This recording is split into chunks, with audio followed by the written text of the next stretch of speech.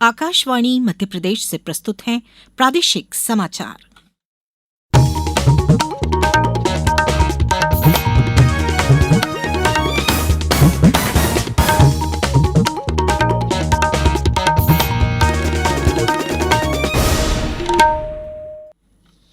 नमस्कार, समाचारों के साथ मैं राना शाहिद। प्रधानमंत्री नरेंद्र मोदी ने कहा है कि विभाजनकारी तत्वों को परास्त करने के लिए हमें एकजुट रहने की जरूरत है। आज गुजरात में सोमनाथ स्वाभिमान पर्व पर अपने संबोधन में उन्होंने कहा कि जिन लोगों ने सोमनाथ मंदिर के पुनर्निर्माण का विरोध किया था, वह अब भी भारत में सक्रिय हैं। श्री मोदी ने यह भी कहा कि ताकतें भारत के खिलाफ साजिश रच रही हैं और इसलिए देशवासियों को सतर्क रहना होगा। वो ताकतें मौजूद है, पूरी तरह सक्रिय है, जिन्होंने सोमनाथ पुनर्निर्माण का विरोध किया और इसलिए हमें ज्यादा सावधान रहना है। हमें खुद को शक्तिशाली बनाना है, एकजुट रहना है, ऐसी हर ताकत को हराना है जो हमें बांटने की साजिशें रच रही है। प्रधानमंत्री ने कहा कि मंदिर के लिए अपना सर्वस्व अर्पित करने वालों को महत्व नहीं दिया गया और कुछ राजनेताओं ने इसे धार्मिक उन्माद न मानकर महज लूट बताने का प्रयास किया। उन्होंने आरोप लगाया कि लूट के पीछे छिपी घृणा और क्रूरता का इतिहास देशवासियों से छिपाया गया और तुष्टीकरण और राजनीति करने वालों ने चरमपंथी तत्वों के आगे समर्पण कर दिया था।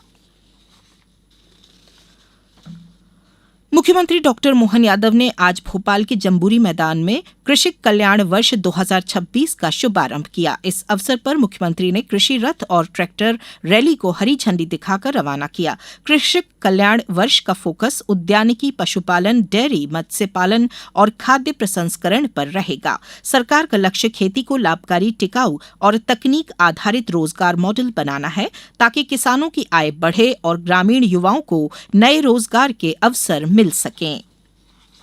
रविन्द्र भवन में आज से मध्यप्रदेश स्टार्टअप समिट 2026 की शुरुआत हो गई है। 2 दिवसीय इस समिट में देश और प्रदेश के स्टार्टअप्स, निवेशक, इंक्यूबेटर्स और उद्योग जगत के प्रतिनिधि शामिल हो रहे हैं। पहले दिन ज्ञान साझाकरण, इंक्यूबेटर मास्टर क्लास और स्टार्टअप पिंचिंग सत्र आयोजित किए जा रहे हैं। वहीं 12 जनवरी को समिट का औपचारिक उद्घाटन डॉक्टर मोहन यादव करेंगे। समिट में स्टार्टअप अवार्ड्स, MOU प्रदर्शनी और निवेश से जुड़े अहम सत्र होंगे जो विकसित भारत के संकल्प को नई गति देंगे।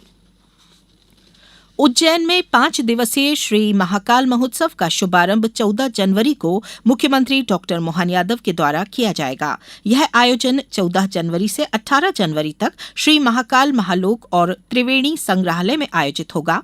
महोत्सव में विभिन्न सांस्कृतिक कार्यक्रमों के साथ साथ प्रसिद्ध कलाकारों के द्वारा सांगीतिक प्रस्तुतियां और कला यात्रा के आयोजन भी होंगे। इस संबंध में वीर भारत न्यास के सचिव श्रीराम तिवारी ने बताया, उज्जैन में भी हम एक सिलसिले की शुरू कर रहे हैं श्री महाकाल महोत्सव की। ये 14 जनवरी से 18 जनवरी तक होगा। इसमें भी वीर भारत न्यास और उज्जैन की जो श्री महाकालेश्वर मंदिर प्रबंध समिति है, उन दोनों की सहभागिता है और कुछ और लोग भी उसमें शामिल हैं। ये एक तरह का पहला ही आयोजन है, वो भी निरंतर चलने वाला आयोजन होगा।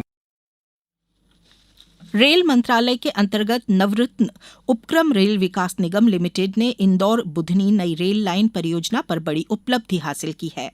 RVNL की भोपाल PIU ने टनल 2 में पहली 100 मीटर खुदाई सफलतापूर्वक पूरी कर ली है। यह 8.6 किलोमीटर लंबी सुरंग का अहम चरण है जो देवास जिले से होकर गुजरेगी। कमजोर रॉक क्लास 5 और भूजल जैसी कठिन परिस्थितियों के बावजूद यह कार्य तय समय में पूरा किया गया।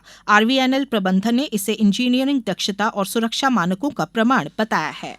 अब कुछ समाचार संक्षेप में।